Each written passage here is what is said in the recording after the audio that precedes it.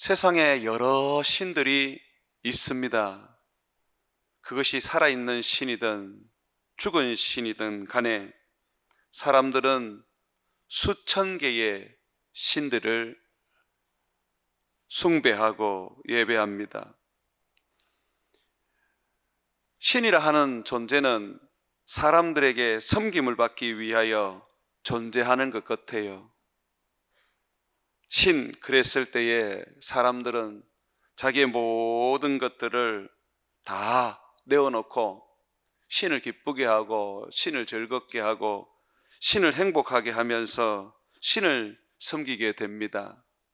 그런데 유독 우리가 믿는 기독교는 우리 주님이, 우리 하나님이 우리를 섬기러 이 땅에 오셨고 우리를 섬기기 위하여 우리를 자기의 자녀로, 제자로 삼으셨습니다. 오늘 말씀에 보면 예수님께서는 분명하게 기독교가 존재하는 이유, 예수님께서 이 땅 가운데에 오신 이유를 말씀해 주고 계십니다.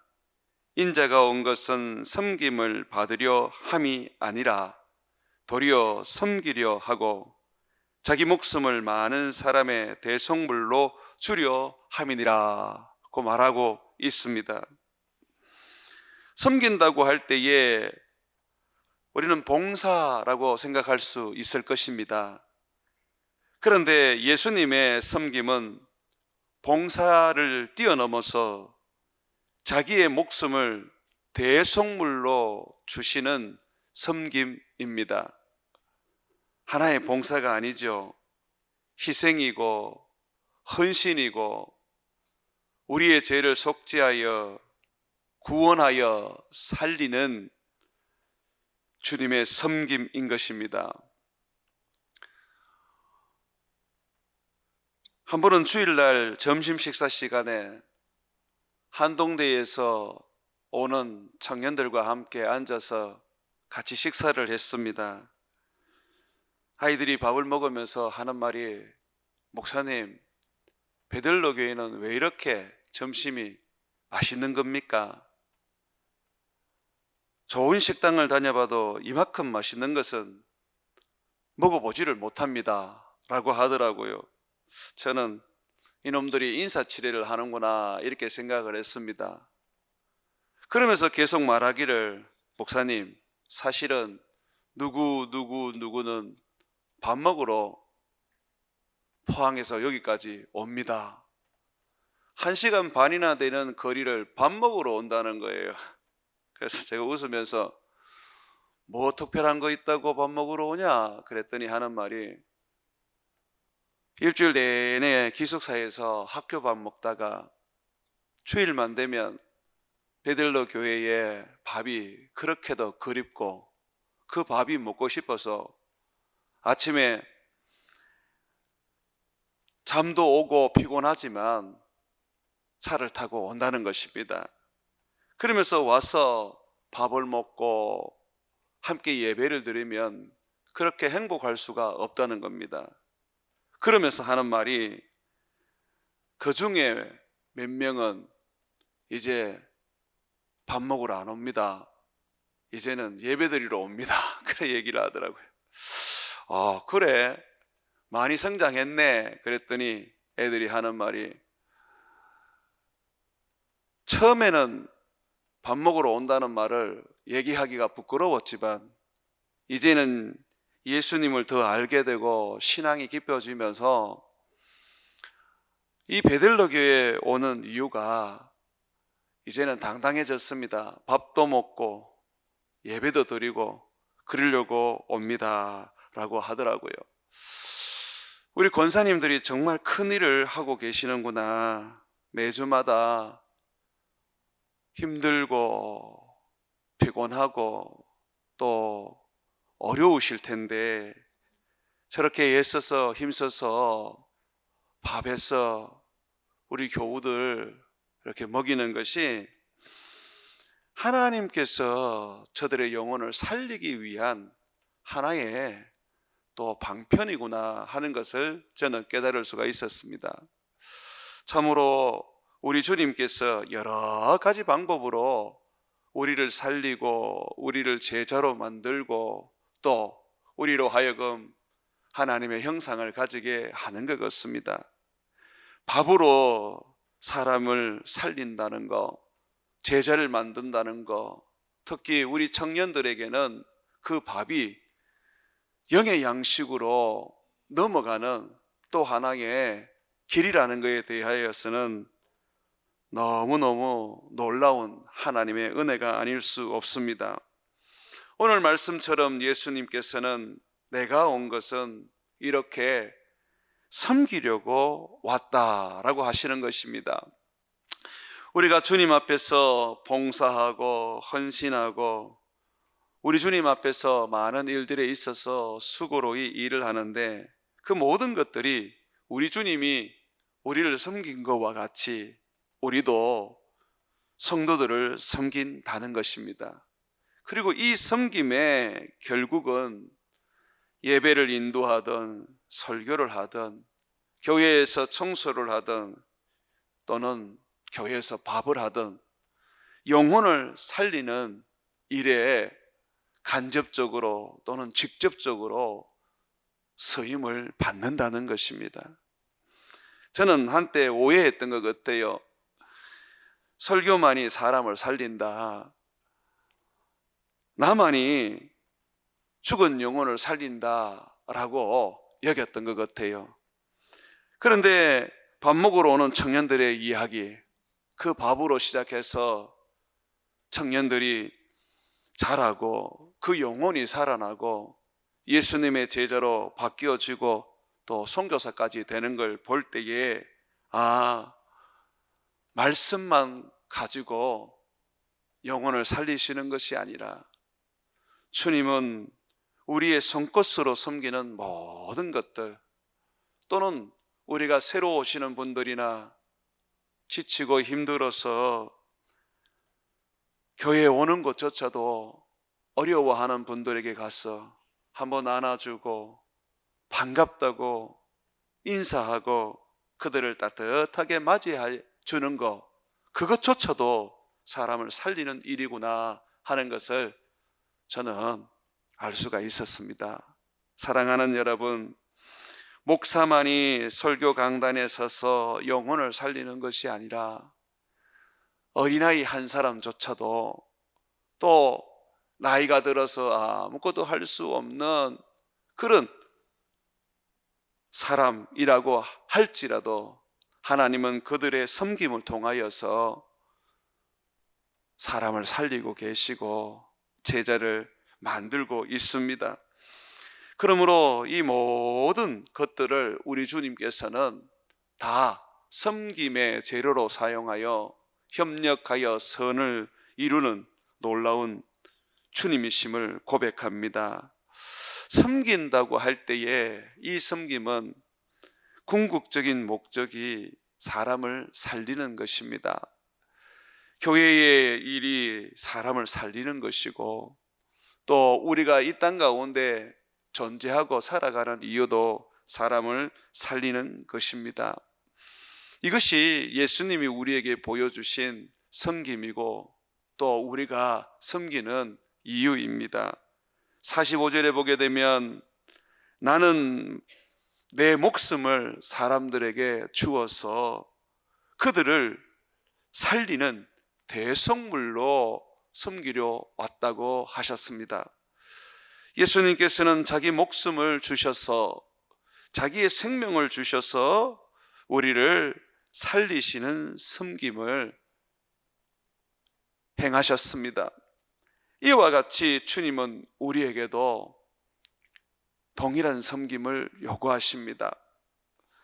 십자가에 못 박혀 죽으시기 전에 허리에 수건을 차시고 대야에 물을 담아서 제자들의 발을 씻기시면서 너희도 이와 같이 섬겨라고 말씀하셨습니다. 사람의 발을 씻기는 것은 유대 사회에서는 종이 하는 일입니다. 주님이 손수 우리의 종이 되어서 우리의 발을 씻어 주신 것입니다. 세상에 어느 신이 자기가 만든 창조물의 종이 된단 말입니까? 정말 이해할 수 없고 정말 이루 형용할 수 없는 주님의 놀라운 삶이며 우리를 향한 섬김입니다. 주님께서는 직접 종으로 우리에게 오셔서 우리를 섬기시면서 너희도 이렇게 살아라 라고 하셨던 것입니다. 주님은 너희가 높아지고자 한다면 반드시 낮아져야 되고 어뜸이 되고자 한다면 너희는 종이 되어야 한다라고 하셨습니다. 우리가 이 땅에서는 섬김으로써 종과 같이 살지만은 그러나 천국에 가면 우리는 높은 자가 되고 우리는 사람들에게 으뜸이 되어서 영광스러운 상을 받게 되어 있습니다. 우리 주님께서 선수 이 땅 가운데에 종과 같이 우리를 섬겨 자기의 목숨을 대속물로 주셨을 때 하나님은 그를 죽음에서 다시 살려 지극히 높은 곳에 보좌를 만들어 그를 앉히시고 모든 이름 위에 뛰어난 이름을 주시고 하늘과 땅과 땅 아래의 모든 것으로 그를 예배하며 그의 이름을 시인하며 그로 말미암아 구원을 받게 하셨습니다. 이 땅의 섬김은 곧 하늘에서의 영광을 말하는 것이고 이 땅에서의 봉사는 사람을 살리는 것을 넘어서서 우리 하나님의 상급으로 이어지는 축복입니다. 사랑하는 성도 여러분, 우리 주님은 오늘 우리들에게 십자가를 통하여서 섬김을 가르쳐 주셨습니다. 우리가 섬기는 모델은 예수님처럼 사람을 살리기 위하여 내 목숨까지도 아끼지 아니하고 내어 주는 것입니다. 주를 위하여 우리의 목숨을 내어 주면 주님은 우리를 살릴 것이라고 하셨습니다. 반면에 우리가 우리 자신이 살겠다고 우리 목숨을 아끼게 되면 도리어 죽을 것이라고 하셨습니다. 그러므로 우리가 주님을 섬긴다면 우리는 우리의 목숨을 내어놓는 섬김을 행해야 하는 것입니다. 주님은 우리들에게 말씀하시기를 너희가 정말 나를 섬긴다면 반드시 내 이름으로 어린아이 하나에게 냉수 한 그릇이라도 대접해야 한다. 약하고 병들고 연약한 자들에게 너희는 가서 내가 한 것처럼 섬기고 그들을 돌아봐야 한다. 그것이 바로 너희가 나를 섬기는 것이고 우리 주님께서 친히 이 땅 가운데 보여준 종으로서의 섬김이라고 말씀하셨습니다. 예수님께서 마지막 날 이 세상의 모든 사람을 심판하는데 사람들은 두 부류로 나눠집니다. 염소와 같은 부류가 있고 양과 같은 부류가 있습니다. 양과 같은 부류를 향해서 우리 주님은 착하고 충성되었다고 말씀하시면서 그들에게 나와 함께 영생을 누리며 천국에서 너희는 안식을 누리라고 말씀하십니다. 그러면서 그들에게 어떤 얘기를 하느냐 하면 내가 목마를 때에 마실 것을 주었고 내가 배고플 때에 너희가 먹을 것을 주었고 감옥에 갇혔을 때에 너희가 나를 돌아보았고 내가 춥고 잠자지 못할 때에 너희가 나를 덮어주며 따뜻하게 해주었다. 그러므로 너희는 천국에 들어와서 영생을 누리며 내가 너희에게 갚아주는 복을 누려라고 하시는 겁니다. 그때에 그 양과 같은 분들이 우리가 언제 예수님을 먹이고 또 마시게 하며 돌보았나이까 라고 말합니다. 그때 예수님이 하시는 말씀이 이 소자에게 한 것이 바로 내게 한 것이다, 그렇게 말씀을 하십니다. 그렇습니다, 여러분.